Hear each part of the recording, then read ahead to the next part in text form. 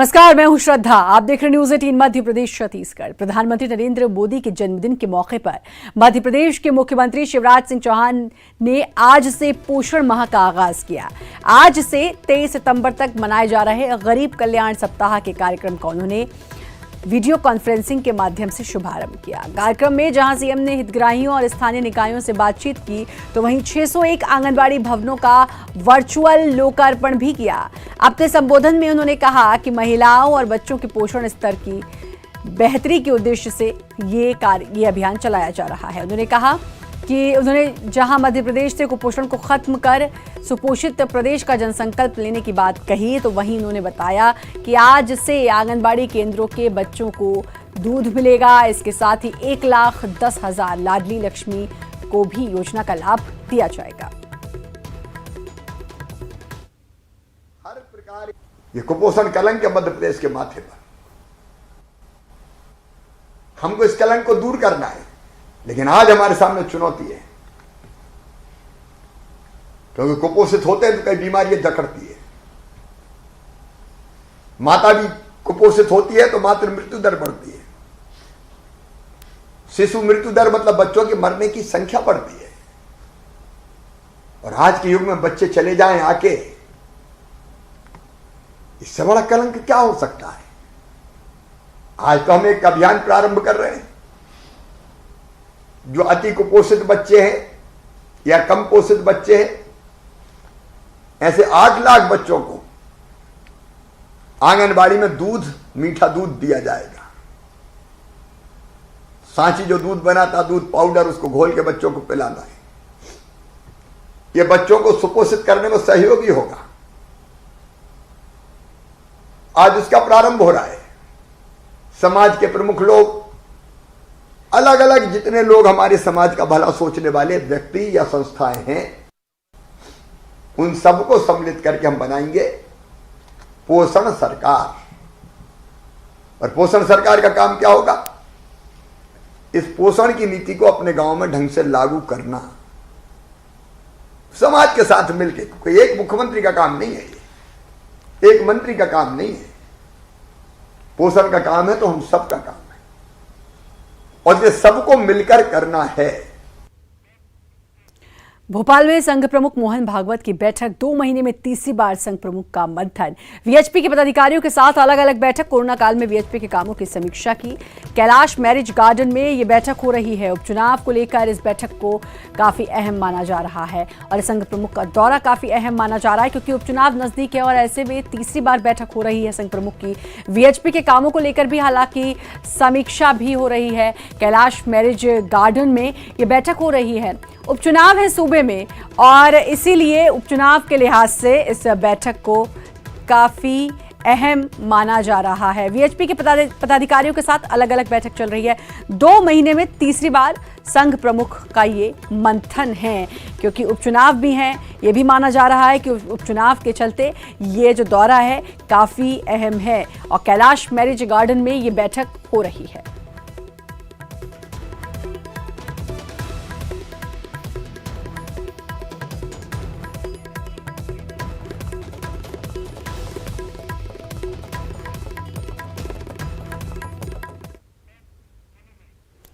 और मनोज हमारे साथ, हमारे संवाददाता जुड़ गए हैं। मनोज, संघ प्रमुख आज भोपाल में है और काफ़ी अहम उनकी ये बैठक मानी जा रही है। हालांकि वीएचपी के पदाधिकारियों के साथ बैठक है, उनके कामों को लेकर भी समीक्षा, लेकिन उपचुनाव काफ़ी नज़दीक है, इस लिहाज से काफ़ी अहम बैठक।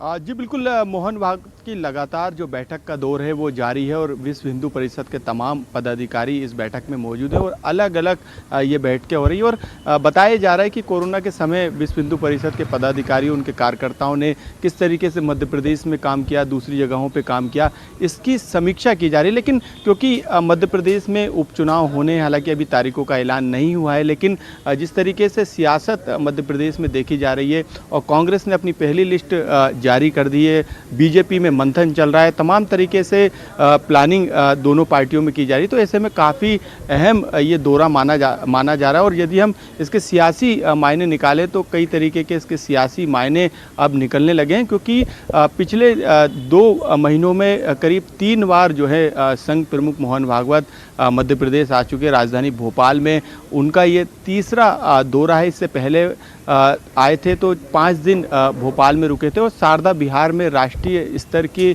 पदाधिकारियों के 5 दिन तक लगातार बैठक भी चली थी। इसके बाद जब दूसरी बार आए तो ठेंगरी भवन में भी मध्य भारत प्रांत की बैठक और मालवा प्रांत की बैठक उन्होंने ली थी, तमाम पदाधिकारियों से चर्चा की थी। लेकिन आज वो आए हैं और 2 दिन तक उनकी बैठक जो है राजधानी भोपाल में जारी है और विश्व हिंदू परिषद के तमाम पदाधिकारी इस बैठक में अलग अलग जो है वो शामिल हो रहे हैं। कई मुद्दों पर चर्चा की जा रही है। ऐसे में उपचुनाव के दौरान उनका ये दौरा काफ़ी अहम माना जा रहा है और अब इसके सियासी मायने भी निकाले जा रहे हैं। श्रद्धा, बिल्कुल, और जब संघ प्रमुख राजधानी में हो और उपचुनाव नज़दीक हो तो जाहिर है ऐसे सियासी मायने तो ज़रूर निकाले जाएंगे। बहुत बहुत शुक्रिया आपका मनोज तमाम जानकारी देने के लिए। और ग्वालियर की बात करते हैं। ग्वालियर में महिला एवं बाल विकास मंत्री इमरती देवी ने एक विवादित बयान दे डाला है।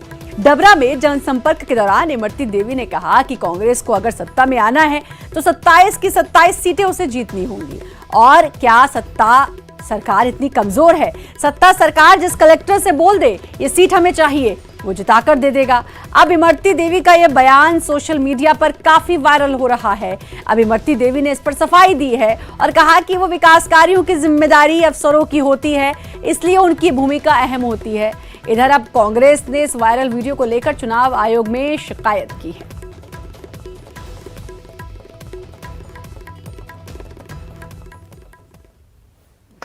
8 सीटें जीतने और उन्हें कम से कम 27 सीटें जीतने, तो आप बता दो सत्ता सरकार का आंखें मूंचे बैठी रहेगी और फिर पूरी की पूरी जीत लेंगे। सत्ता सरकार का इतना बहुमत होता है कि अगर मैंने चाहे कलेक्टर से कि सीट हमें चाहिए तो वो सीट मिल जाती है। तो खुला है, सीधी बात ये है बस इतनी कहीं तो सब समझ जाओ। पंडित जी ने रुक जाओ, शांत रह जाना। हम जानते हैं, सब जानते हैं, ये बात जानते हैं। तो हम यही आपसे कहना चाहते हैं, हमारे विकास कार्य हैं, हम उनके दम पे अपने विकास कार्यों के, अपने मुख्यमंत्री के और नेताओं के दम पे चुनाव जीते। 8 सीटें जीतने और उन्हें कम से कम 27 सीटें जीतने, तो आप बता दो सत्ता सरकार का आंखें मूंचे बैठी रहेगी और फिर पूरी की पूरी जीत लेंगे। सत्ता सरकार का इतना बहुमत होता है कि अगर मैंने चाहे कलेक्टर से कि सीट हमें चाहिए तो वो सीट मिल जाती है। विधानसभा क्षेत्रों में उपचुनाव होना है और चुनाव की प्रक्रिया शुरू हो चुकी है। ये बात सही है कि आचार संहिता की घोषणा नहीं हुई है, लेकिन चुनाव होना है, इस बात की घोषणा हो चुकी है। और जो मंत्री, विधायक भी नहीं है, मंत्री बनाए गए हैं जिन्हें स्वयं चुनाव लड़ना है, वो अपने अपने क्षेत्रों में चुनाव प्रचार का काम कर रहे हैं। उसी कड़ी में आज इमरती देवी जो मध्य प्रशासन में मंत्री हैं, उन्होंने कहा है कि हमें तो बहुत कम सीटें जीतना है और कलेक्टर को, जिस कलेक्टर को बोलेंगे उसकी हमको जिताएगा। इससे साफ लगता है कहीं ना कहीं पद का दुरुपयोग होगा, मशीनरी का दुरुपयोग होगा। हमने चुनाव आयोग से शिकायत करके मांग की है कि प्रद्युम्न सिंह तोमर जिन्होंने कल हमारे कांग्रेस पार्टी के पोस्टर फाड़े हैं, इससे पहले इंद्र सिंह कंसारा जो घर घर पर अपने क्षेत्र में नलकूप खुदवा रहे हैं, गलत काम कर रहे हैं, निःशुल्क से लोगों को प्रलोभित कर रहे हैं, ऐसे लोग जो विधायक नहीं है, मंत्री बनाए गए हैं और स्वयं चुनाव लड़ रहे हैं, चुनाव में उनको तत्काल मंत्रिमंडल से हटाया जाए, ऐसी मांग चुनाव आयोग से की है। और हमें उम्मीद है कि इस पर कोई टीकमगढ़ में बीजेपी विधायक ने अपनी पार्टी के नेताओं पर निशाना साधा है।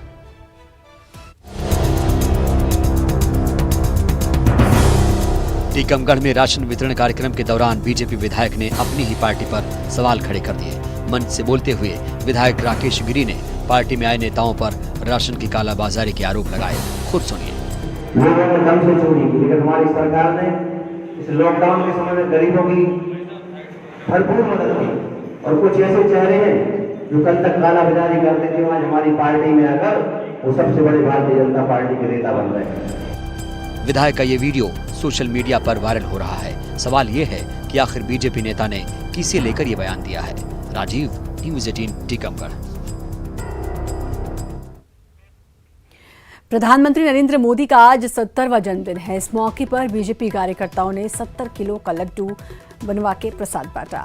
पूर्व विधायक सुरेंद्र नाथ सिंह की अगुवाई में इस कार्यक्रम का आयोजन हुआ। इंदौर में बीजेपी कार्यकर्ताओं के द्वारा इंदौर शहर में प्रधानमंत्री नरेंद्र मोदी के जन्मदिन पर कच्चे मकानों की छतों पर चादरें लगवाई गईं, जिससे कार्यकर्ताओं ने जिसे मोदी छत का नाम दिया। शिक्षा मंत्री इंदर सिंह परमार ने शाहजहांपुर में सिविल अस्पताल में भर्ती मरीजों का हालचाल जाना।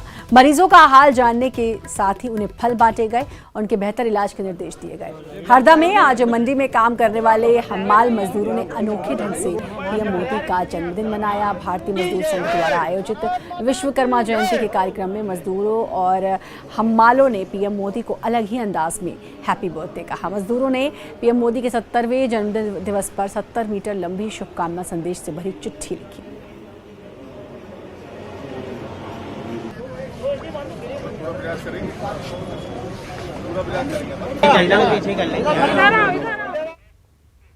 बीजेपी के सेवा सप्ताह के जवाब में यूथ कांग्रेस ने रोजगार दो अभियान शुरू किया। भोपाल में प्रदेश कांग्रेस दफ्तर के बाहर कांग्रेसियों ने पकौड़े तले, साथ में चाय भी बनाई। यूथ कांग्रेस ने पीसीसी दफ्तर के बाहर बड़ा सा स्टॉल लगाकर बड़े स्तर पर पकौड़े तलकर लोगों को मुफ्त में बांटे।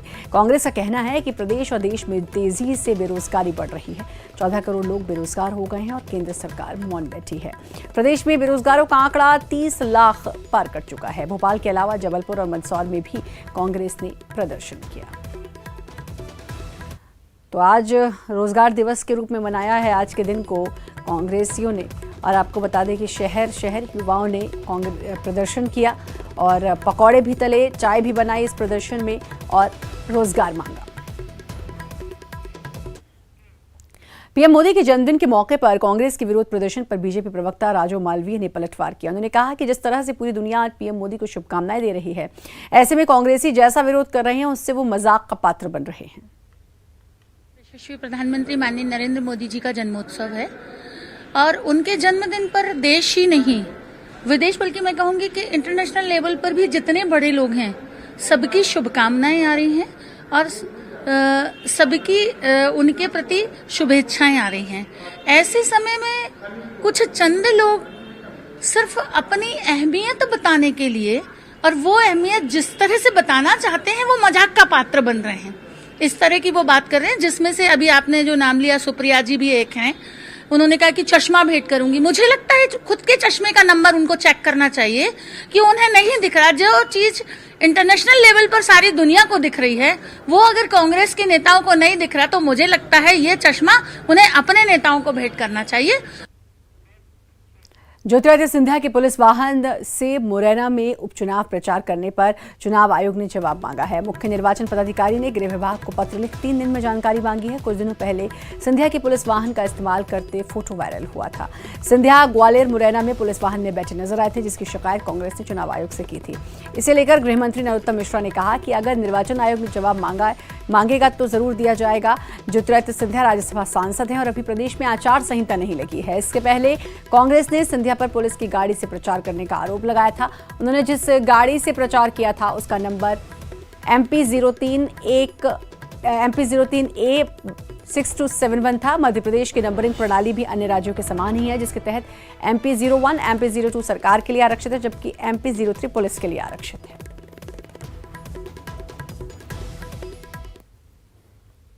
निर्वाचन कैसे जमा मांगेगा कोई? जब आचार संहिता लगी है क्या? एक बात। दूसरा, शासकीय गाड़ी क्या राज्यसभा का सांसद ले नहीं सकते क्या? 2 बात। तीसरा, क्या उस पर भाजपा का झंडा लगा था क्या? तीसरी बात। ये सारे सवाल हैं, इनके भी उत्तर हैं। अगर कोई जवाब मांगेगा निर्वाचन आयोग जरूर देंगे। वक्त छोटे से ब्रेक का है, जल्द हाजिर।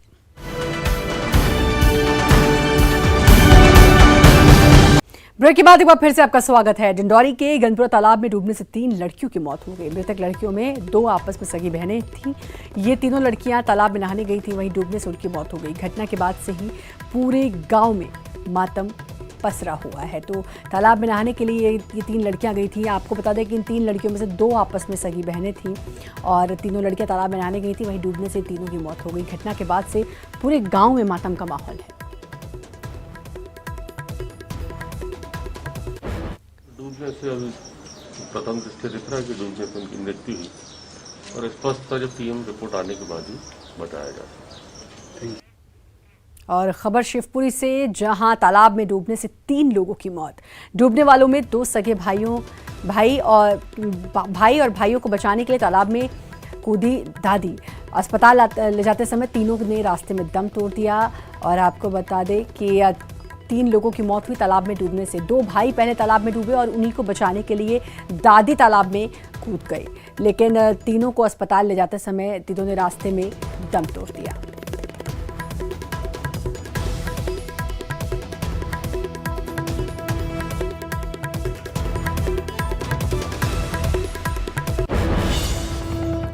वहीं सीएम शिवराज ने हादसे पर दुख जताया। शिवपुरी में तालाब में डूबने से लोगों की मौत का ये पूरा मामला है। परिजनों को दुख सहन करने की शक्ति देने की प्रार्थना की है मुख्यमंत्री शिवराज सिंह चौहान ने। आपको बता दें, शिवपुरी में 2 बच्चों सहित दादी की डूबने से मौत हुई है और अब इसी को लेकर मुख्यमंत्री शिवराज सिंह चौहान ने ट्वीट कर इस पूरी घटना पर खेद व्यक्त किया है।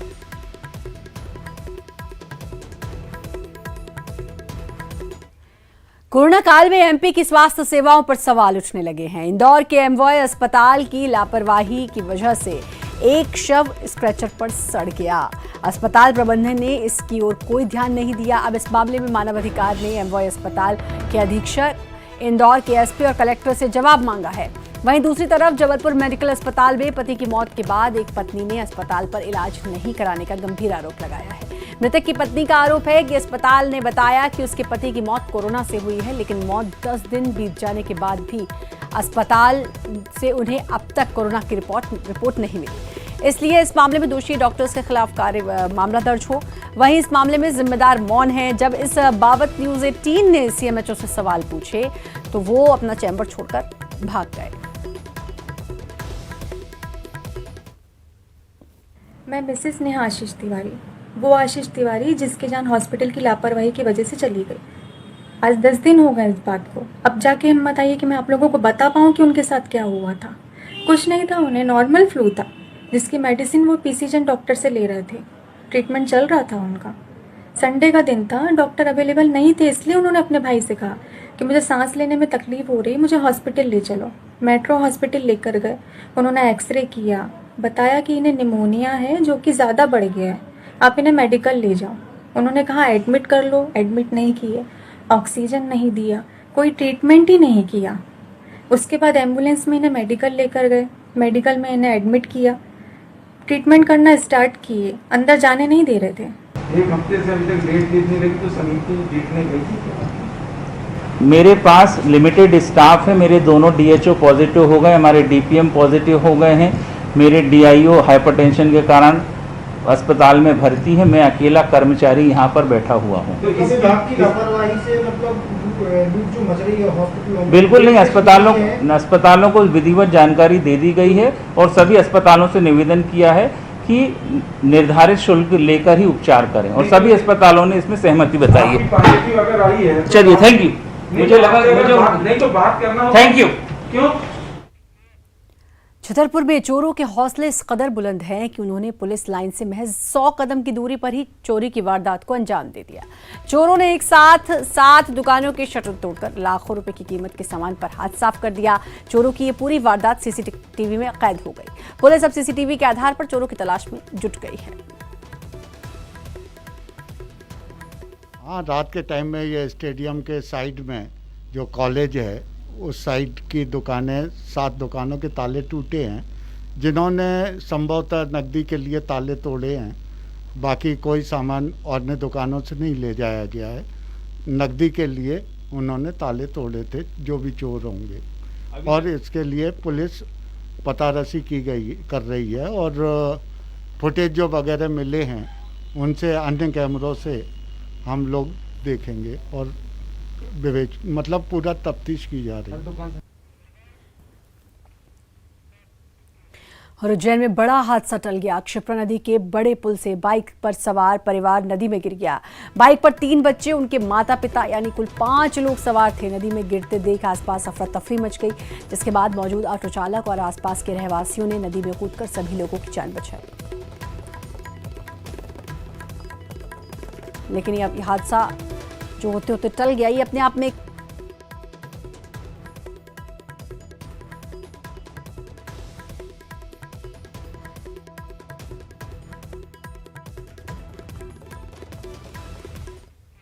एमपी में कोरोना से जुड़ी बड़ी खबर आपको बता दें, 97,000 के पार हुआ संक्रमितों का आंकड़ा।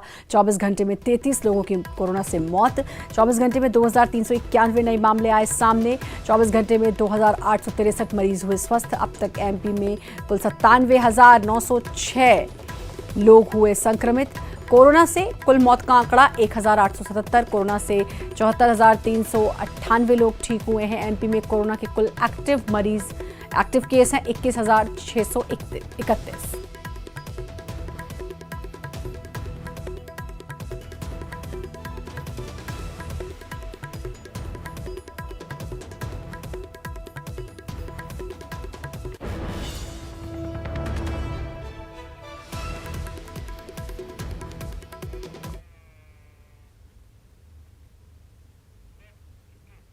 आज उज्जैन में क्षिप्रा तट पर आस्था का मेला लगा और श्रद्धा की डुबकी लगी।